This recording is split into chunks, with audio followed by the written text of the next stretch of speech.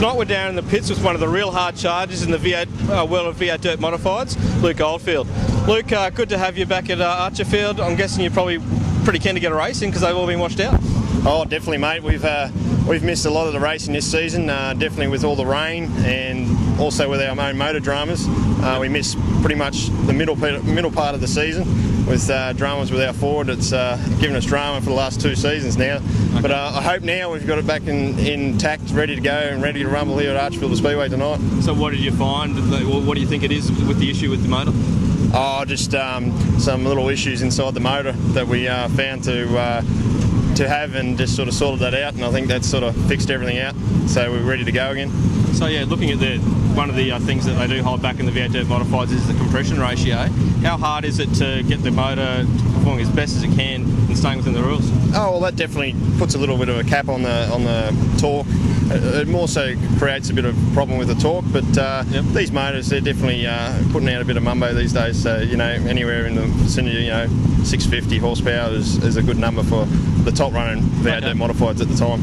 And looking at the weight ratio as well, like how much more weight do they carry than a sprint car? Yeah, well, we're 980 kilos with the driver minimum, but these American cars are a little bit heavier than that, a bit over, probably 1,050 sort of around the figure. So yeah, a little bit heavy, but they definitely work on these types of tracks over here. So where is the weight compared to a sprint car? Because a lot of people, well, years ago I suppose they were a modified sprint car, but they're far from it these days. Oh, that's right. They're definitely built as an American style car. The biggest difference in them is they're running 3x2 box section along the bottom of the chassis rail, whereas a sprint car is using round tube, the full chassis of the car. We're also limited to a cast iron block and cast iron cylinder heads, so that's a big difference in the weight of the car. Definitely. Yeah, definitely with the weight. That's one of the big key elements. And then as the car's heavier, we're going to make a lot of other componentry a lot heavier just to make it stronger enough to carry the weight. So that's probably where everything adds up. They do seem to be able to take a bit of a hit, like when we see them sort of rubbing off the wall. I suppose spectators think that nothing's been bad, or is it far from the truth? Oh, it depends how you hit. They take a little bit of a hit, but if you rub it the wrong way, it'll definitely make you unstuck, don't you worry.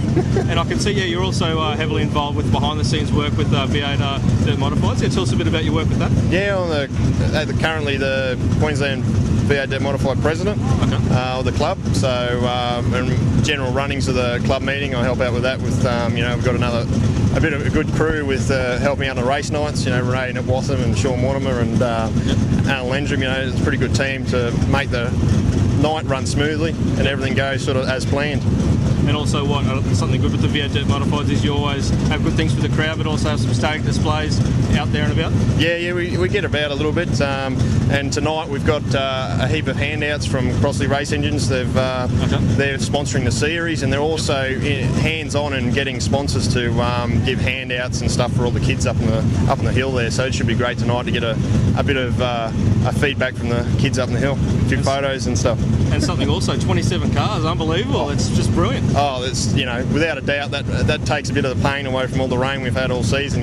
Turn up with a few cars here and a few cars there, which we're still getting around the 20 numbers, but 27, that's definitely great, eh? And the majority of Queensland cars or Lismore cars too, which is great. Yeah. We've got one guy from Newcastle. That's about the most travel, and as far north as Maryborough. So we've got a bit of a spread there. So it's good to pull from every area. And also something I saw, Ian Botcher Race Parts is also getting heavily involved with Dirt Modifieds and running chassis setup courses even. Tell us a bit about that. Yeah, they have been. They haven't done one for a little while as such, but they have done. They did one last season with Big Nell come out and did a racetrack setup day. That was good for them, and Troy also had one last year as well with Billy Colton coming out and doing a track day and talking a bit about the cars, which was great. It's good for the division, and everyone advantages from that. Yeah, definitely. Yeah. Well, look, thanks for your time. You're probably just about ready. I'm holding you back to jump in the car, but hopefully the Ford's going, and we always see out the front, so I can't see why we won't be there. Yeah, thanks very much, mate. I can't wait to get out there. Definitely.